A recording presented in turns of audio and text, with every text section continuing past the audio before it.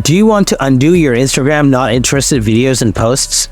If yes, here are the steps on how to remove all videos and posts from the not interested video and post list with just one click. Let's see.